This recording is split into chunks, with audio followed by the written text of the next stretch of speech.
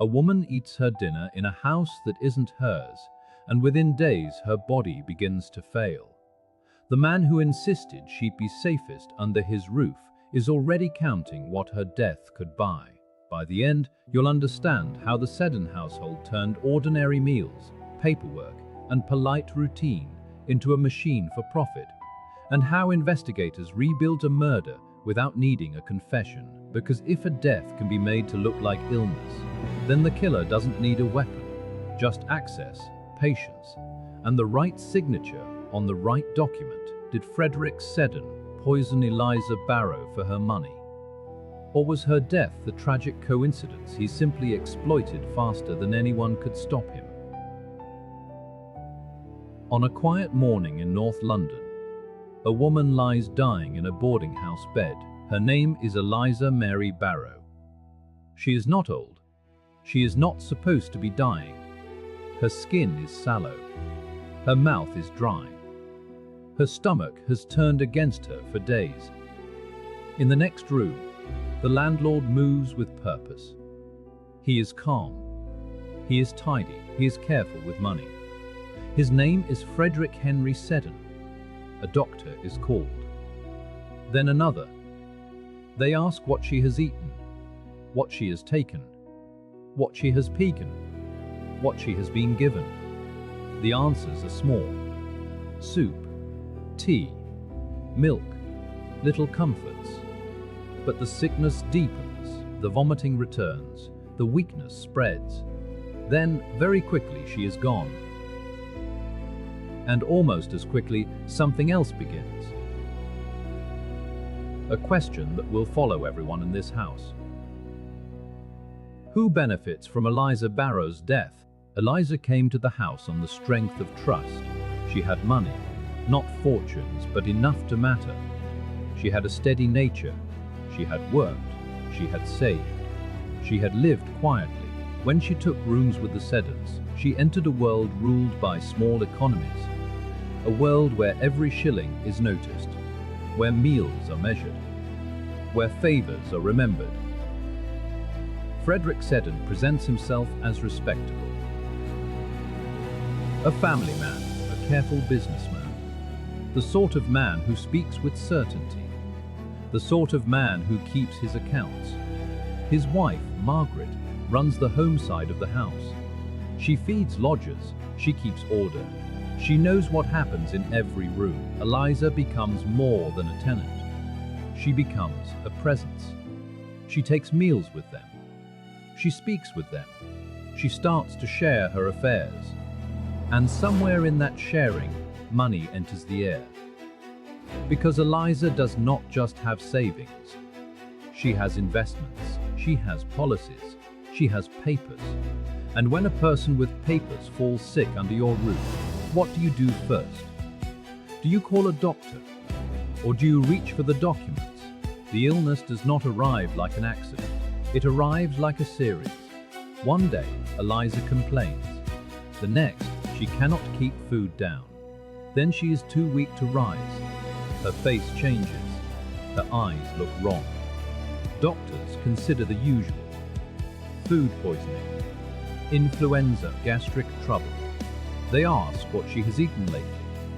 They ask if she has taken medicine. In a lodging house, routines matter. Meals come from the same kitchen. Tea comes from the same pot. Milk comes from the same jug. Eliza is tended in the home. She is not sent away. She is watched. And Frederick Seddon is around. Not panicked. Not grieving. Present. When someone dies in your house, people notice how you behave. They notice if you are tender. They notice if you are brisk. And in the early hours after Eliza's death, Seddon is brisk. So brisk, in fact, that he turns toward her money almost immediately. Which raises the simplest question. If he believes she died naturally, why did he act as if the real emergency was financial? Eliza didn't just move into the Seddon home, her savings did too, and suddenly her bank book mattered more than her health. So why did her money start changing hands before anyone could agree what she'd even died of? Stop picturing a dark alley. This story happens in daylight, in a tidy room, and the next clue is sitting on a kitchen shelf. After a death, there is paperwork. There is grief. There is family. Eliza Barrow has relatives. She has connections beyond this house. But in the first moments, Frederick Seddon moves, as if he is the executor of her life. He speaks about her affairs with confidence. He suggests what should happen. And then comes the startling detail. There is an insurance policy. Insurance is supposed to be a safety net. It is supposed to catch a family when a wage earner falls, but Eliza is not Seddon's family. Not by blood. Not by marriage. So why would Frederick Seddon be positioned to gain anything from her policy? Why would he have any claim at all? This is the hinge point, the moment the story stops being a sad death in a boarding house and becomes something darker. Because when death and money meet, motive is never far behind. And the question sharpens. How close did Seddon get to Eliza's finances before she ever got sick? Quick recap. Here's what we know so far, and the one detail that still doesn't fit. Seddon wasn't a stranger in the street. He was the man handling her rent, her letters, and her meals. If you wanted to control a person without leaving bruises, what better place than the dining table? To understand the danger, you have to understand the household. The Seddon home is not a grand estate. It is a working property.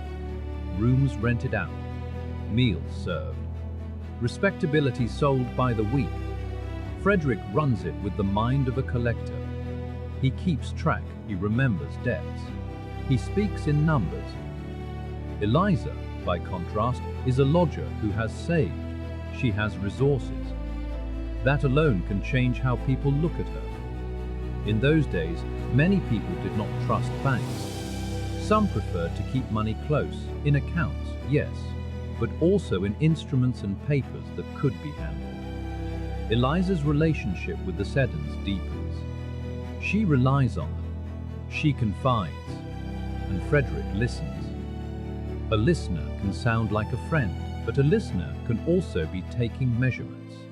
So when Eliza begins to show signs of illness, we have to ask something unsettling. Was she already trapped long before the first symptom appeared? One doctor hears natural illness. Another hears something's wrong. And the household hears keep everything quiet. Who had the authority to decide what questions were allowed inside that house? The doctor's visits leave traces, notes, opinions, observations. Eliza's symptoms are brutal and persistent. The stomach revolt. The weakness. The slow collapse. Some poisons do that. They do not strike like lightning. They work like a hidden hand. Arsenic is not exotic in that era. It exists in rat poison, in household products, in places where a determined person can reach it. The tragedy is that arsenic can mimic natural illness. It can look like food gone bad, like infection, like something that just happens. And that is why the setting matters. A lodging house is full of ordinary explanations. If one person is sick, the food might be blamed. The air might be blamed. The season might be blamed. The season might be blamed. Yet only Eliza collapses in this way. So here is the question. If something was administered, who had the easiest access to her meals, her tea, her medicine, and her room? Eliza's symptoms could fit an ordinary sickness until you look at how they come and go around the same people and the same food. If it wasn't disease, what exactly was being delivered to her and how? For a second, forget the poisoning and follow the money, because the next move is made with a pen, not a bottle. Death is not the end of a story. It is often the start of an argument. Eliza's relatives want answers. They want clarity. They want what belongs to her. Frederick Seddon presents himself as helpful. He talks as if Eliza trusted him deeply. He suggests she gave him authority. He implies she intended certain outcomes. And then there are the papers.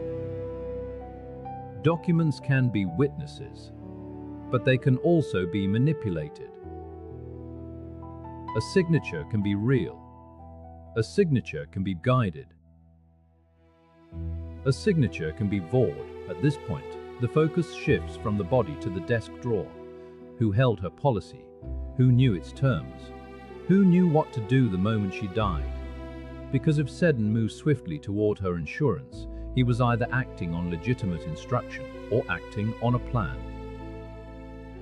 And that leads to the next question. What did Eliza actually sign, and when did she sign it? Here's the part that doesn't fit. The moment Eliza weakens, the paperwork speeds up. Why does a household that claims to be helping her start behaving like her death is already scheduled? In a respectable home, appearances can be armor. Frederick Seddon has a practiced tone. He sounds like a man who expects to be believed. He also has something else, a story ready to tell. He frames Eliza as a person who worried about her future, a person who might have sought advice, a person who might have made arrangements. It is plausible. It is smooth. But smooth stories can hide sharp edges. Investigators and lawyers begin to look for those edges. They listen for contradictions. They look for moments when the story shifts. They look at timelines. When did she become ill? When did she speak about money? When did she speak about money? When did Seddon act? And they look at behavior. The speed of decisions. The tone after death, because haste can be grief, but haste can also be concealment. So the question becomes uncomfortable.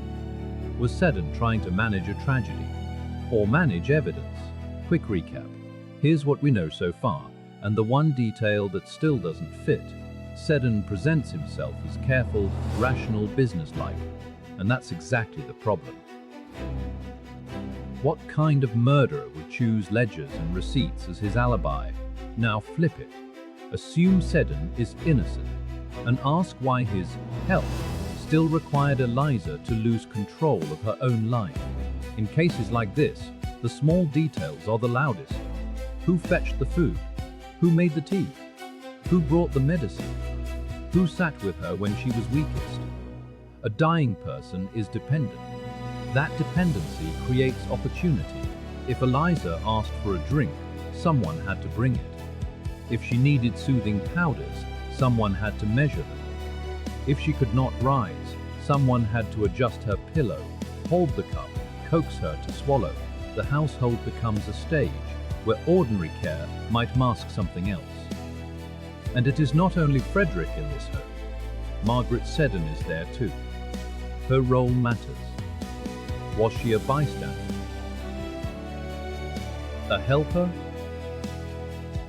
A believer in her husband's story? Or something more active? Because if poison entered Eliza's body inside this house, it did not float in on its own. So here is the question. What did Margaret see, and what did she choose not to see? The legal machine begins to turn. Once suspicion takes hold, a death becomes a case. Doctors revisit their conclusions. Authorities ask for records. The body may be examined again. Chemical tests come into play. Arsenic leaves signatures, not always obvious at first, but present if you look. The idea that a respectable landlord might have poisoned a lodger is shocking. That shock can protect a suspect. People resist believing it. But money changes the temperature of belief. Insurance is not just an afterthought now. It becomes central. Because if Frederick Seddon gains financially, his calmness looks less like strength and more like calculation. And then come the questions about access, about timing, about documents, about who said what in the days before Eliza died. So the investigation narrows. And the biggest question is no longer whether she died. It is whether she was made to die. Which leads to the next question. Can science and paperwork together prove what happened behind a closed bedroom door? When someone outside the house tries to check on Eliza, the story changes, small details, but always in Seddon's favor. So who was speaking for Eliza when Eliza could no longer speak for herself? In court, a household is dismantled. Every routine becomes a point of inquiry. Every cup of tea becomes a potential delivery method. Witnesses describe Eliza's decline. They describe the Seddon's manner. They describe what was said after her death. The prosecution builds a story, a lodger with money, a landlord with motive, a slow poison, and a rush toward the payout. The defense answers with a different story: illness, misunderstanding, and a man being unfairly judged for handling affairs he believed he was meant to handle. Both stories rely on the same facts. The difference is the intention behind them, and intention is hard to prove. So the courtroom listens for cracks. It listens for the moment someone contradicts himself. It listens for the moment a paper does not match the timeline. Because a case like this can turn on a single inconsistency, and that brings us to the question. When Frederick Seddon spoke under pressure, did his certainty hold? Or did it slip? Quick recap. Here's what we know so far, and the one detail that still doesn't fit. If this was a simple lodging arrangement, then why were Eliza's private affairs treated like household property? What gave Seddon the confidence that no one would challenge his version of events? Listen closely to the timeline, because one ordinary errand puts a lethal substance within arm's reach. The insurance policy sits at the center like a magnet. Policies have beneficiaries. They have procedures. They have requirements. They also have one unavoidable fact: someone must be named. If Eliza's policy was set to benefit Frederick, why would she do that? Was she lonely? Did she feel grateful? Did she see the Seddons as the closest thing to family? Or was she influenced, pressed, maneuvered, steered? Those are not easy questions to answer, because influence can be subtle. A helpful suggestion, a repeated worry, a small fear planted and watered. And once the idea is in someone's mind, a signature can follow. But a signature is not always the same as consent. So the court must weigh not only the ink, but the circumstances around the ink, and that leads to the next question. In the days before her death, was Eliza Barrow thinking clearly enough to make decisions about her money? After the death, the house doesn't mourn, it organizes. Why did the help begin to look less like compassion and more like a cleanup operation? The medical evidence grows darker. If arsenic is found, the story changes shape. Now it is not bad luck. It is not a virus. It is not an unfortunate meal. It is administration. And administration implies a hand. The prosecution points to opportunity. Eliza is in the house, dependent, weak, surrounded by those who control her food and drink. It points to motive. The policy, the money, the financial strain or appetite. Depending on how you see the Seddon household, it points to behavior. The speed, the paperwork, the confidence. But arsenic evidence also raises practical questions. Where did it come from? How was it delivered? How often? Because poison is not a theory. It is a method, and methods leave trails. So the question becomes precise. Can anyone show when and how arsenic entered Eliza's body inside that home? Frederick Seddon's demeanor becomes part of the evidence. Not because demeanor proves guilt, it does not, but because demeanor can reveal priorities. Grief has many faces. Some people shut down. Some people get busy. Some people become cold. Yet the accounts of Seddon lean in one direction: controlled, practical, focused on arrangements, focused on money. That focus is what disturbs the jury and the public. It is one thing to be efficient, it is another to sound like the death is an administrative obstacle. And it raises a psychological question that no chemical test can answer. Was Frederick Seddon a man who could detach from human suffering? Or was he a man who had rehearsed this moment, which leads to the next question. Did anyone close to him notice a change in him before Eliza fell sick? The case doesn't hinge on one dramatic moment. It hinges on a chain of small choices. Which single decision inside that home turned a sick woman into a profitable outcome? The most dangerous moment isn't the death, it's the hour afterward when someone decides what story the world will hear. Margaret Seddon sits in the shadow of her husband's certainty. In many households of the time, a wife's power is real but quiet. She manages meals. She manages meals. She manages meals. She manages the intimate spaces where sickness plays out. If something was added to Eliza's food or drink, Margaret is unavoidably near that root. But proximity is not the same as guilt. A person can be near a crime and still be blinded by loyalty, fear, or habit. And that is why her position is tragic. If she knew, she is complicit. If she did not know, she lived in a house where someone else controlled the truth. So the court and the country stare at this domestic picture and try to read what cannot easily be read. A marriage, a business, a death, and the question hangs. Was Margaret Seddon protecting her husband or protecting herself? Quick recap. Here's what we know so far, and the one detail that still doesn't fit. Investigators didn't need a witness to the act. They needed a motive that kept repeating itself. If Seddon didn't poison her, why does every practical benefit of her death land in his hands? The trial becomes a public lesson in how greed can hide behind respectability. Newspapers seize on the contrast, the ordinary house, the tidy landlord, the dreadful end. People imagine themselves in Eliza's place, a lodger among strangers, sick in bed, dependent on the people who control the kettle and the spoon. The prosecution tightens its narrative. It asks the jury to see a chain. Eliza had money. Frederick wanted it. Eliza got sick. Frederick moved for the policy. Eliza died. Frederick pursued the benefit. Chains can be persuasive, but the defense tries to break them into coincidences. A sick woman, a concerned landlord, a misunderstanding about arrangements. And still, the hardest thing remains. Murder is not just suspicion, it is proof beyond doubt.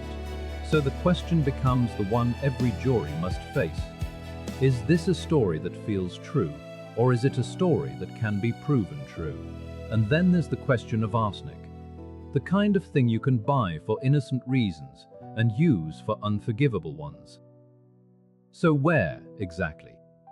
Could it hide in plain sight inside an ordinary home? If you want the truth, don't start with Eliza's last day. Start with who controlled her letters, because the next reveal is in what never reached her hands. As evidence is argued, the court also judges character. That is dangerous, but it is human. Frederick Seddon is described as tight with money. Some call it prudence, some call it miserliness. He is described as controlling. Some call it responsibility, some call it domination. These impressions do not convict a man, but they shape how people hear his explanations. And Frederick explains a lot. He explains why he handled Eliza's affairs. He explains why he moved quickly. He explains why he believed he was entitled. He explains and explains and explains. Sometimes too many explanations create their own shadow, because a truly innocent person may have fewer reasons to justify every step. So the question sharpens again. Were Seddon's explanations clarifying the truth or constructing it? Were Seddon's explanations clarifying the truth or constructing it? At a certain point, the case stops being about one cup of tea and becomes about a pattern. The pattern is not only illness, it is paperwork. It is control. It is what happens when someone vulnerable is guided into decisions that benefit the guide. Eliza Barrow is a lodger, not a daughter, not a wife, not a sister. That distance is supposed to protect her. It is supposed to keep her money her own. Yet in this house, that distance seems to shrink. She becomes someone whose finances can be discussed across the family table. Someone whose policy can be handled by the man who rents her room. And once that happens, the moral boundary is already breached. Whether or not poison followed, the boundary matters, so the question becomes broader than murder. How often did households like this turn trust into leverage without anyone outside ever noticing? Quick recap. Here's what we know so far, and the one detail that still doesn't fit. The verdict is a climax, but it is not closure. If Frederick Seddon is found guilty, the court declares that what happened in that bedroom was not nature, it was design. If he is found not guilty, the court declares that suspicion was not enough. Either way, Eliza Barrow is still dead. The home she entered for safety becomes her final address. And the idea of arsenic in a teacup stays in the public mind. Because poison is intimate. It requires closeness. It requires a daily rhythm. It requires someone who can act while appearing to care. That is why this case lingers. It asks us to look at the ordinary spaces where we assume we are safe. And it asks us to see how money can distort every gesture. So even after the court speaks, another question remains. If the household was poisoned by greed, who else paid the price besides Eliza? In the aftermath, lives continue, but they are marked. Relatives carry anger and doubt. Neighbors carry unease. And the Seddon name, once just another respectable surname, becomes a warning. The story becomes part of a larger fear that contracts and policies meant to protect can be turned into weapons, that a beneficiary can become a predator, that a careful man can be careful in the worst way. And still, the most haunting part is not the courtroom. It is the bedroom, a sick woman trusting the hands that feed her. A household continuing its routines while something lethal may be unfolding in plain sight. We want a clean moral. We want a final certainty. But history often leaves us with jagged edges, so here is the last question. If you were in that house, listening through the walls, would you have recognized the danger in time?